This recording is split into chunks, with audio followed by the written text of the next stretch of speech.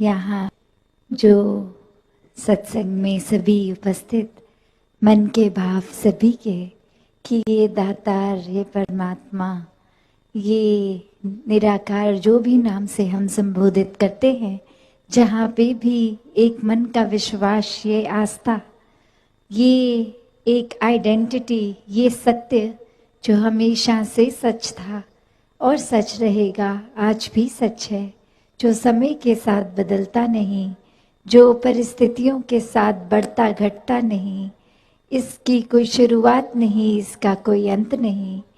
तो ये सच, इसको देखा जा सकता है, इस परमात्मा को अपने जीवन में लाया जा सकता है और फिर इस परमात्मा के साथ हर पल जीवन का इसके एहसास में रहकर भक्ति की जा सकती है।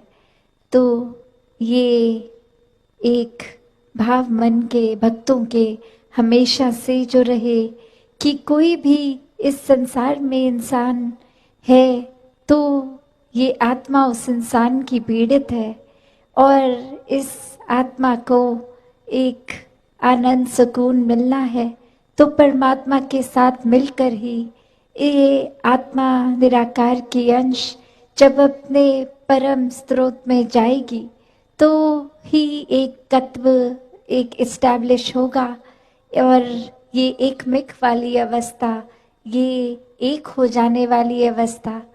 और कैसे फिर हर समय भक्तों ने यही अपने आप को महसूस किया कि परमात्मा और उनकी रूह एक हो गई है और वो ही आनंदमय भक्ति भरा जीवन जीते हैं। फिर ये शारीरिक रूप तक ही या फिर कोई शरीर की पीड़ा, कोई धन दौलत, इससे भक्तों ने कभी भी अपने आप को एक जोड़ा नहीं। महलों में रहने वाले भी भक्त भक्त हैं, झोपड़ी में रहने वाले भी भक्त भक्त हैं। कभी भी एक अवस्था सिर्फ भक्ति की धन दौलत से तुलना नहीं की जा सकती उसकी, क्योंकि एक मन की अवस्था है, ये तो परमात्मा पे विश्वास, परमात्मा के एहसास से जुड़ी हुई अवस्था है। इसकी आर्थिक स्थिति से कोई इसका लेना देना नहीं है। तो ये धन दौलत, ये घर परिवार, ये रिश्तेदार, ये तो जीवन में जो जुड़े हैं हमारे साथ, तो इस शरीर की जब तक ये सांसों की यात्रा है तब तक ही ये सब है। और ये जो असली नाता जिससे जुड़ा है इस आत्मा का, ये परमात्मा के साथ, ये एक इटर्नल रिश्ता है, ये हमेशा के लिए रहने वाला रिश्ता है।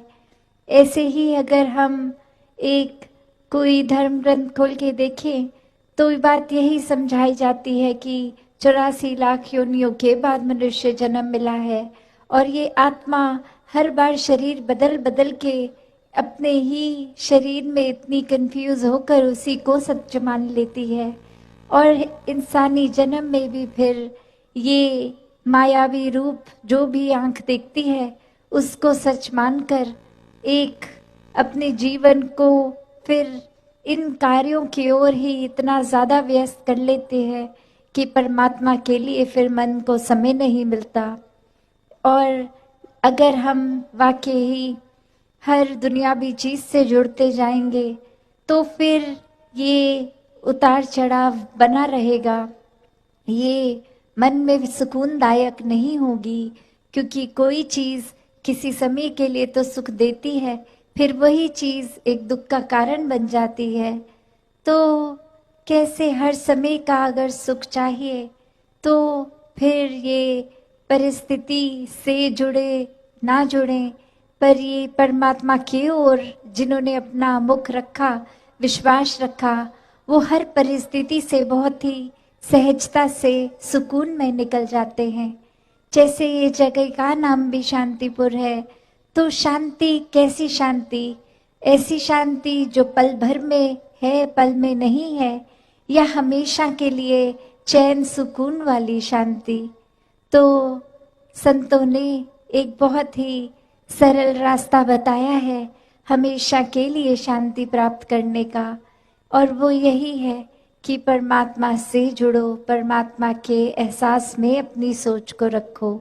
ये दिल में परमात्मा को इस तरह बसा लो कि हर समय ही कोई काम करते हुए ये परमात्मा की याद मन में बसी रहे, इसी के एहसास में हर काम करते रहें। तो कैसे फिर हमेशा रहने वाली शांति से जब जुड़ेंगे, स्थिर के साथ जुड़ेंगे, तो मन भी स्थिर हो जाएगा, मन भी विशाल हो जाएगा।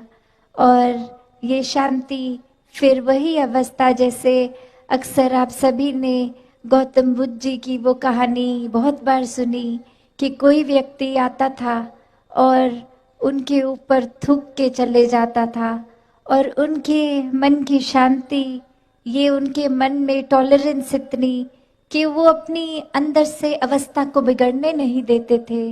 वो चाहे कितनी बार आके ऐसा कर जाता, और उसी तरह इस परमात्मा के एहसास में मगन रहते थे। फिर वो एक शरीर का भी कोई कष्ट नहीं, उनके एक परेशानी भी उसमें नहीं झलकती थी, ना वो कोई कठोर वचन उस व्यक्ति को बोलते थे। और कैसे फिर एक दिन अपनी गलती का एहसास करके वो व्यक्ति जब उनसे माफ़ी मांगने आता है, तो भी उनके स्वभाव में कोई फर्क नहीं। जैसे जब वो थूकता था उन पे, तो उसके साथ पेश आते थे, माफ़ी मांगने पर भी उसी तरह आए। तो संत तो ऐसे एक किसी भी अवस्था से जुड़ते नहीं हैं, एक दुख सुख से ऊपर आनंद की अवस्था में रहते हैं। फिर कोई अच्छी बात बोल रहा है, उन्हें बुरा बोल रहा है, कोई अच्छा एक व्यवहार रख रहा है उनके प्रति या नहीं रख रहा, वो उन चीज़ों से नहीं जुड़ते। ये एक आनंद की शांति की अवस्था ये अचीव कर लेते हैं संत। और यही अवस्था हम सबके भी हिस्से आई है, क्योंकि ये जन्म इंसानी रूप में हम सभी को मिला है। और ऐसा करने के लिए ये अपॉर्चुनिटी है, ये हमें समय इस परमात्मा ने दिया है कि इंसान के शरीर में आए हैं तो वाकई ही इंसान बने। और जब पूरी तरह से इंसान बनने का मतलब यही कि परमात्मा की अंश हैं हम, परमात्मा का ही रूप है, तो पूरी तरह एक परमात्मा बन के जिए। तो कैसे हर किसी में वो पोटेंशियल है, every soul is potentially divine, कि वो एक अपना दैवीय रूप हर किसी का जो है उसको इंसानी जन्म में जिया जा सकता है, और पूर्णता से खुद को इस परमात्मा के साथ जोड़ा जा सकता है। तो अगर ये इंसानी जन्म हम व्यर्थ कर देंगे, हर समय यही सोचेंगे कि अभी बाल अवस्था है, पढ़ने लिखने खेलने की उम्र है, या फिर नौजवानी में कोई और जिम्मेवारी काम है, या फिर बुढ़ापे में करेंगे भक्ति, तो बात वही कि किसी को नहीं पता कि हमने कब इस संसार से रुखसत हो जाना है।